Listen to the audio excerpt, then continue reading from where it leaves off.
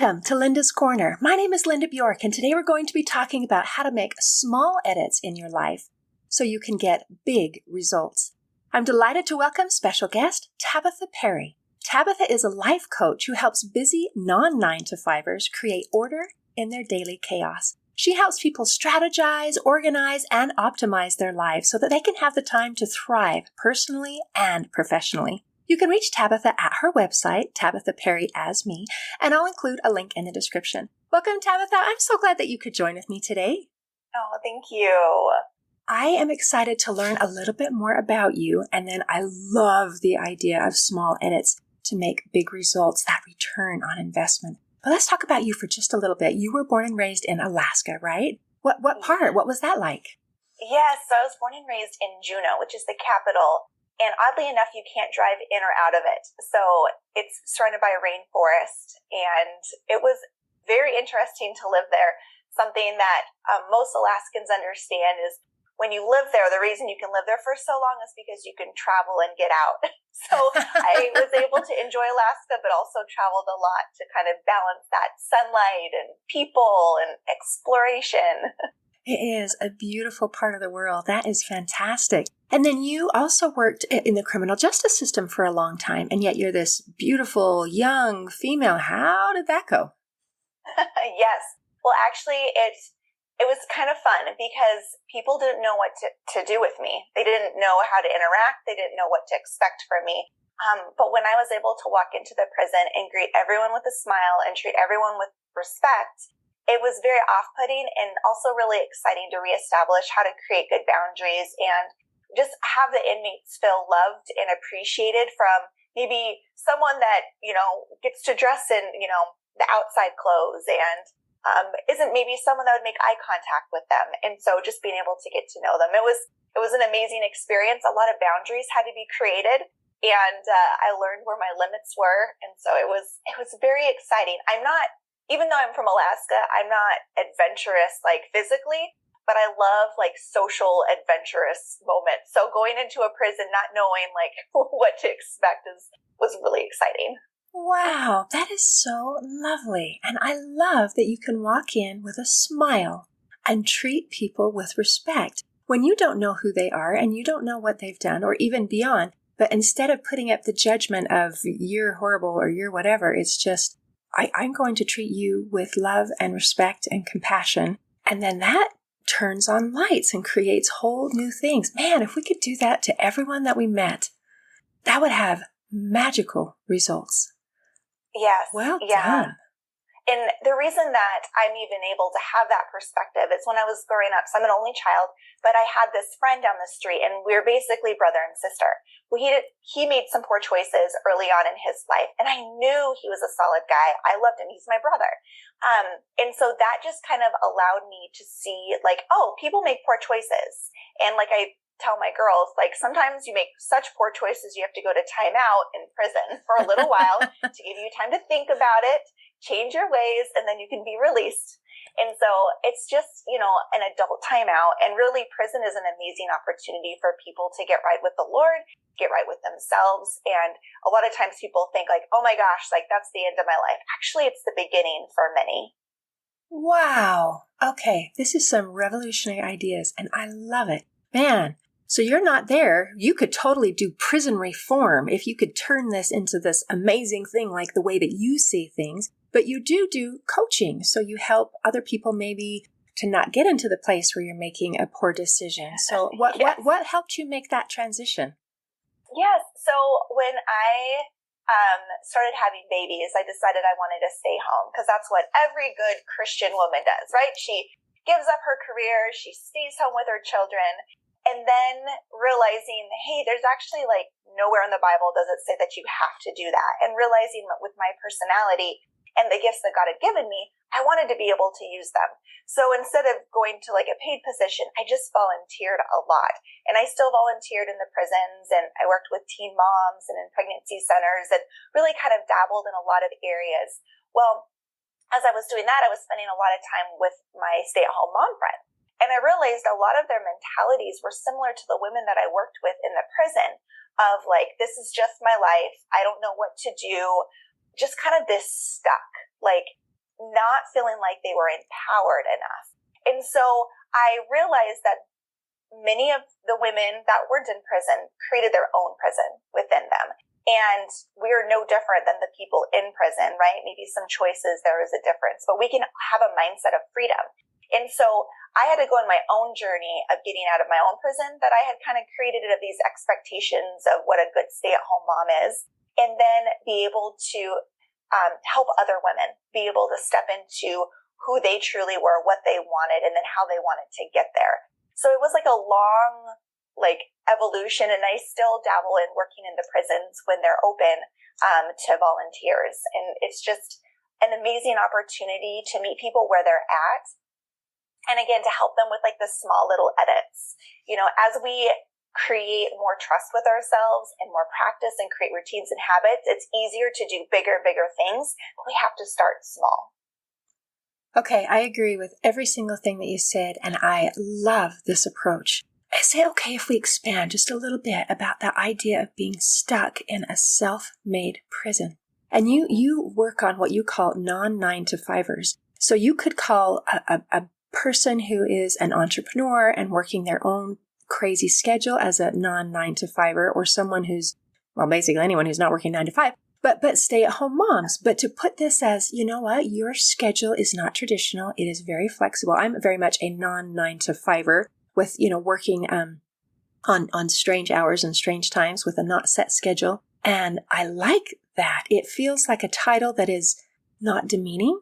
It is inclusive, and it just describes, hey, it just means I don't have the typical schedule. I love it. Okay, so let's talk about these prisons and what does that mean? Wow. Yes. How do you get unstuck? So the prison is really just these expectations we put on ourselves that we feel like we're stuck in, this feeling of stuckness. And even people that I found that the people that choose to work the non-9-to-5 job, they don't like to feel stuck. They want independence. They want freedom. And so really it's just kind of this overall, from a 30,000 foot view, this perspective of freedom that we really, really want. And being able to help women, whether in prison, out of prison, the non-9-to-5er, the stay-at-home mom, the entrepreneur, really figure out, here's the core thing, figure out who they are and what they're working with. Remember whose they are, that God created them with a special purpose, and then be able to create the life that they really, really want that's unique to them. So many times we fit ourselves into these little boxes of what we think other people are doing and that we should do that. And that's not how we were formed. We were formed with our own very specific purpose. So these prisons that we've created are these, again, unrealistic expectations of ourselves. And it doesn't feel like a prison when we step into our purpose and when we allow ourselves to really be true to who we are. Wow. And this is so true. And I think that probably one of the first steps to being able to open that door and step out of prison is to realize that we created it. Because I don't think most people who are feeling stuck realize that they have anything to do with that feeling of being stuck. They feel like it is the outside circumstances that are literally bars that are keeping them stuck. And to be able to make a mental shift to say, no, actually, those expectations, that feeling of stuck, that feeling that you can't progress, that you can't be free, come from inside. And that is, it's liberating, but it also can feel a little bit overwhelming and condemning. Like, oh, that means I am responsible for some of these feelings of not moving forward, of not progressing. And there are some people who would prefer to stay stuck than to accept that personal responsibility. So have you met people that are that way? I know I have. Yeah, absolutely. And that's really why I switched to life coaching. I did some time where I was a counselor, and I really found that working on the problem is so important, right? And a lot of times we need to work on the problem to kind of get to this baseline and then move forward. And as a life coach, being able to help people move, right? And so that's when I'm really able to ask some challenging questions with the clients, right? Of what are you willing to take steps in? And again, the little baby steps, because a lot of times we don't want to take steps because we enter into overwhelm. And overwhelm being like, there's all these options. I don't know what to do. And our brain does that to protect us because it's like, whoa, I don't want to work harder than I have to. So helping women realize, okay, well, where you're at. And it's all a choice. Like we are given free will for a reason. And so maybe they're not ready to step outside of their prison, but at least they're aware that they're in their prison and they have the opportunity. And I always want to empower women to not feel bad about it. Don't judge yourself if you've created your own prison. Just get curious about it. When did this happen? Like, what things happened in my life that I created this? Why do I think, let's get specific. Let's say the stay-at-home mom. Like, the moms are always exhausted. Well, you know what? Is your 5-year-old seriously standing in front of your bed saying that you can't go to sleep? You're letting your 5-year-old tell you you can't go to sleep. Right? And so being able to take a stand, create those boundaries of like, no, I'm in charge of my life. I get to tell my kids when they go to bed. I get to decide when I go to bed. And that's one of the like baseline strategies I work with my clients on is when they go to bed and when they wake up. It sounds so basic, but we do this for our children. We encourage other people to do it, and yet we don't do it for ourselves. And when we take a little bit of control, and usually during the day, a lot of things can go awry. So the things that we can actually control and, take responsibility of is so, so important. Wow. Okay. I love that.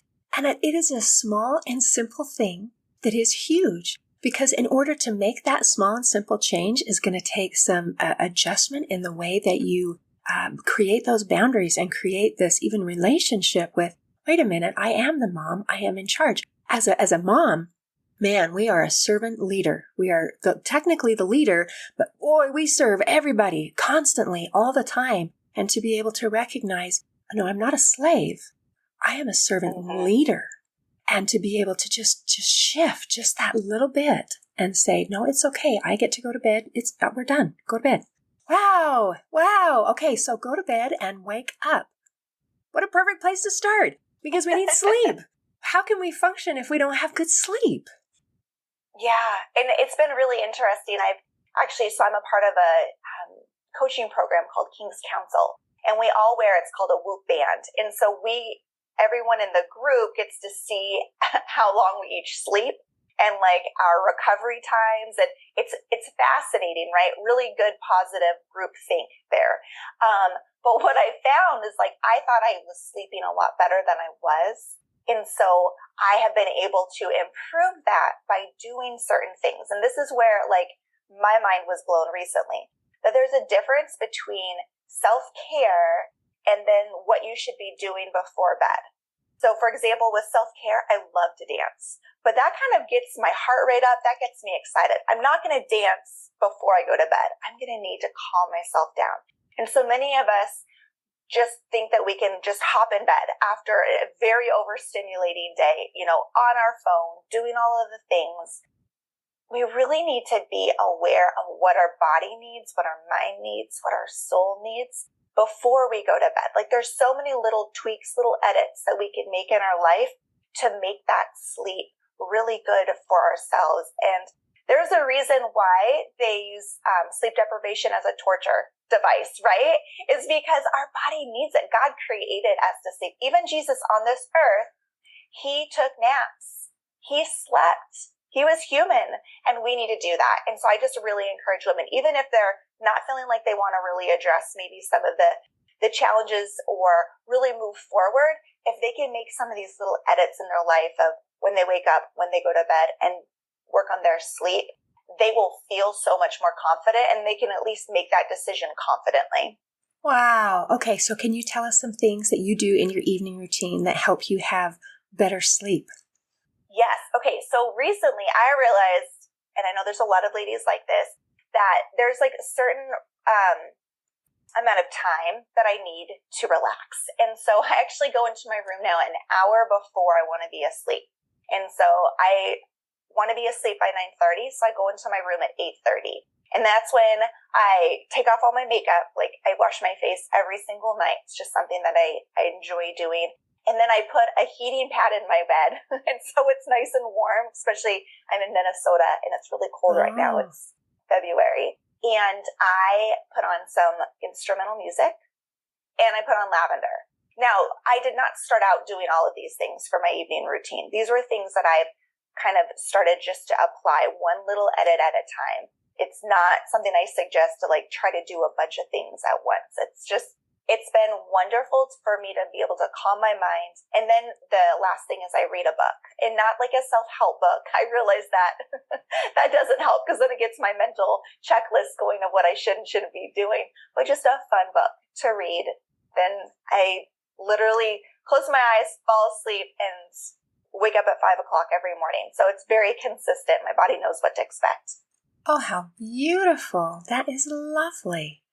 So and I've heard things called sleep hygiene, where we do certain things to make our room a place that is calming and peaceful. And you did that with your music. And then you chose to read a book rather than to scroll through your phone or to watch TV or see a show. But because that blue light from those screens tells our brain, hey, it's daytime. It's time to get going. It doesn't care what the clock says. The blue light says, okay, let's get moving. And then just the lavender and that quieting time. That's beautiful. What a lovely thing. And I had to get to a place where I realized I deserved that it wasn't over the top. It wasn't too extra. That was things that I actually enjoyed. And I find that when I ask women, like, what do you really enjoy? It's really hard for them to answer that, and myself included. There's been seasons where I'm like, oh yeah, what do I enjoy? And so it takes a minute to like really evaluate what you need. And another couple things too is we don't have a TV in our bedroom, and we've created it to be a very serene place. And that is, we're very intentional with the space and the efficiency of how we use it. And so, again, these are all things that I've learned over time, and don't expect people to just like make this drastic change and be able to have like such a predictable evening routine and sleep routine. But man, it really benefits me and helps me, have a really optimized day. Wow. So when you talk about that there's one thing that we should do to improve ourselves, is it the sleep? Is that the one thing? Or is there something else that's the one thing? It goes a little bit deeper than that. It's just doing what you say you're going to do. So if you want to go to bed at 10 o'clock or midnight, that is fine. Just go to bed at the time that you say that you're going to.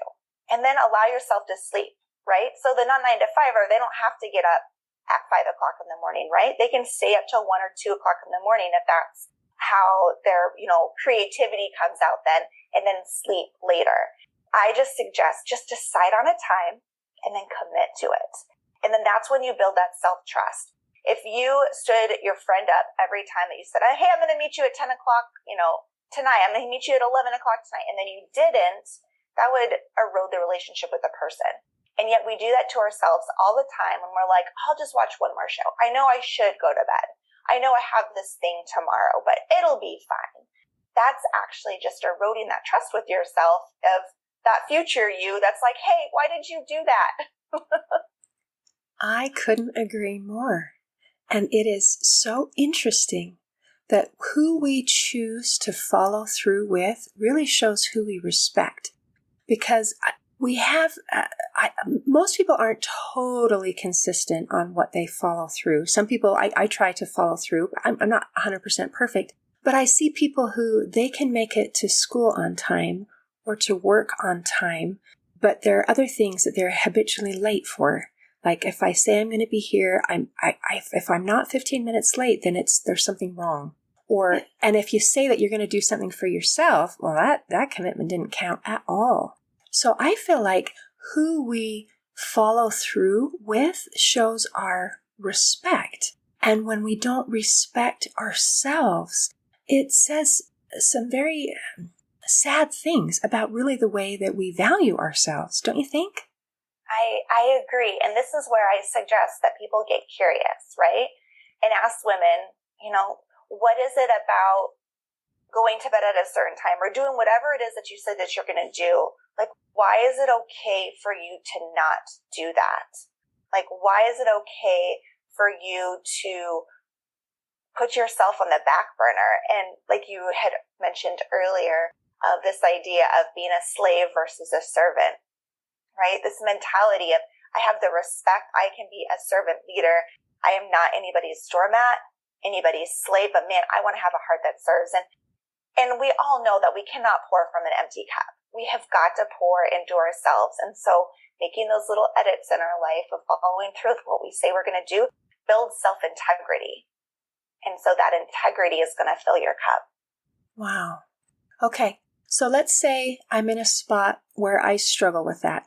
So I say I want to do it, but then I don't follow through. How do you help someone get to that place where they do have self-integrity and they do follow through with themselves? What I say I'm going to do, not because I'm getting a paycheck for it or I'm going to get punished for it, but because I value me.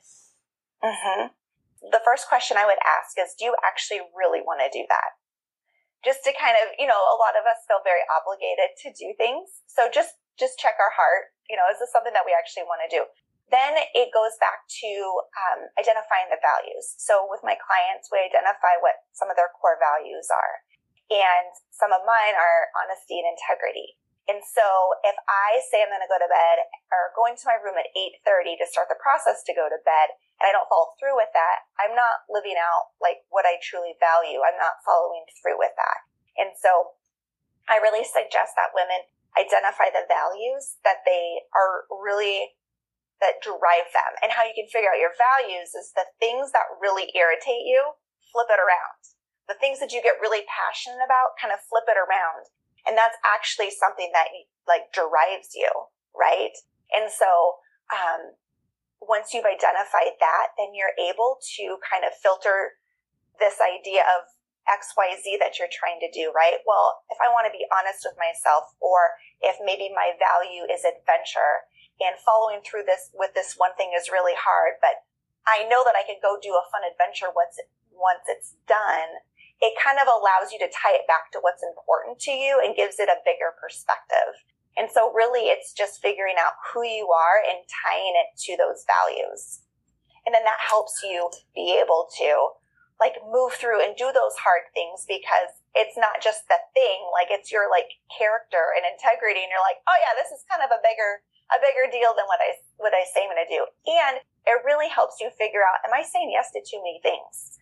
Because if your schedule and your life is just chaotic and you can barely catch your breath, like there's also just being overscheduled and not following through with things because you just need to do less. Wow. Okay. That is so amazing and insightful. And I'm seeing pieces of what we've talked about before coming together as the truth is in a whole, where you said most women don't know, what do you want? Because we don't even think about what we want, and figuring out who we are and what we value. I loved that the first question was, is this something that you really want to do? Or is it something that you feel obligated to do?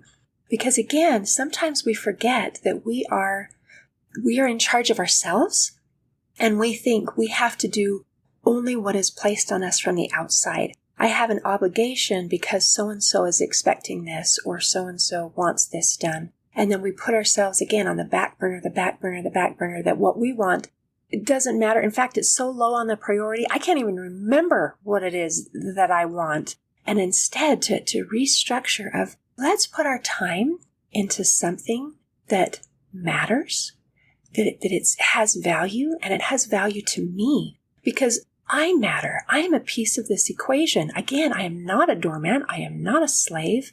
I am a person. I am a daughter of God. I matter. And making that shift, oh my goodness, that's so, so important. What a beautiful, wise place to begin. Yes. And so many women, I'm sure some listeners are like, no.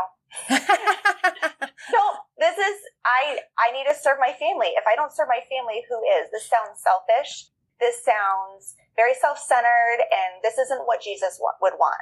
Well, actually, it is, because we can be better mothers, better daughters of Christ, better wives, better sisters, all of the things when we can show up who God made us, right? And when my girls see me say no to things, say yes to things, they know that I'm confident enough that like I am being honest with that. How many of our kids, right, when we are lying to ourselves of the things that we like or don't like, or we don't even know what we like, our kids see that. Our kids are like watching us more than they're listening to us. And they see that mom doesn't have hobbies. Mom doesn't go out with her girlfriends. Mom doesn't do anything for herself. She only does everything for me. That's going to set them up to have some very hard times in the future because they think the world revolves around them, right? Now, granted, there is a wonderful way to nurture and love our children, but there needs to be boundaries and guidelines. And I found that for women, just talking to them about encouraging them to own who they are, it doesn't click until you bring in your kids are watching, your husband is watching, people are watching, and being able to make it a bigger picture. Because women are more motivated with the we versus the me. That is so true. And to be able to recognize, and when you're talking about serving your children, I want to do it from a place of love and a place of intention rather than a place of obligation. Because there are, little ones, it's 24/7. And so to be able to come from that place of love and intention is very important because it's easy to get tired, to get worn out, to get overwhelmed because there's no break from being a mom. It's constant. It is, but I really suggest women take breaks. Honestly, actually tomorrow night I'm going to go for one night to a hotel and just have quiet for myself. That I'm an introvert, and so it's really important that I get quiet, and we're in a new season of life right now. So I don't encourage women to like not be responsible for their children, but I do encourage them, go take a break. Absolutely. Go take a break if you need a break. So many times we think that we need to just push through it. Oh no, I'm a mom. I'm a wife. I just need to do this. Like this is my obligation. Like I have to. Absolutely. Most of the time, but it's also okay to like go away for a minute. Go on a girls trip. Go ask your husband for a night away at a hotel. Go lock yourself in the room for a little bit. Like that is okay. Give yourself permission to take a break. Jesus took a break. He could have healed more. He could have taught more. He waited 33 years to even start teaching, right? And so it's okay. Like it's okay to take a break. Wow. What a beautiful example. And as you're talking about these stories of Jesus, the example of Mary and Martha, where, there was a lot of work to be done. Here there are people that are visiting. There's food to prepare. There are things to be done. And Martha's working her tail off. And Mary's sitting there at Jesus' feet and listening. And Martha's response is, there's work to be done. Can you tell her to get over here and help me? And his response was, there's a time and place about what is more important. And it doesn't mean that the other things aren't important, but it is possible to maybe simplify. Maybe we can serve bread and cheese instead of trying to create this 12-course meal type of a thing, where still people are being fed, the needs are met, but it is done in a way that there's still time and space for me to matter. And I think that's what he taught in that example is you matter, she matters, you matter. Yes, absolutely. And for any of the listeners that are feeling like, do I matter? You absolutely do. And it has nothing to do with the happiness of your children or your spouse or your boss or anything like that. We have an audience of one and God loves you. Wow. Oh, that's a beautiful, beautiful way to end. Is there anything that you'd like to share before we close? I just want to encourage the listeners to, if they need a break, ask for it. It's okay to sit in silence. It's okay to ask for those breaks. And I encourage the listeners to really just figure out like what their values are. Like, what is it that drives you? What is it that you're passionate about? And then really just tap into what brings you joy, right? Like there is a lot of crazy in the world, but there's a lot of beautiful things too. So let's focus on those beautiful things and those joyful things. And like you had said, being able to do it from a place of love and not out of obligation. Oh, thank you, Tabatha. I have so enjoyed our conversation. Likewise. In closing, I'd like to share a quote by Theodore Roosevelt. He said, "A small change can make a big difference. Today, I invite you to make a small change in your life so that you can experience a positive difference. See you next time on Linda's Corner. Thanks for listening. If you enjoyed this episode of Linda's Corner, please share and subscribe to help us reach new listeners. I also invite you to check out my nonprofit, Hope for Healing, at the website hopeforhealingfoundation.org for free ebooks, free audiobooks, and other free resources to help increase happiness, build confidence and self-esteem, strengthen relationships, manage stress, and calm feelings of depression and anxiety. I also invite you to grab a copy of one of my books, like Crushed, A Journey Through Depression, or Amazon bestseller, You Got This, an action plan to calm fear, anxiety, worry, and stress. See you next time on Linda's Corner.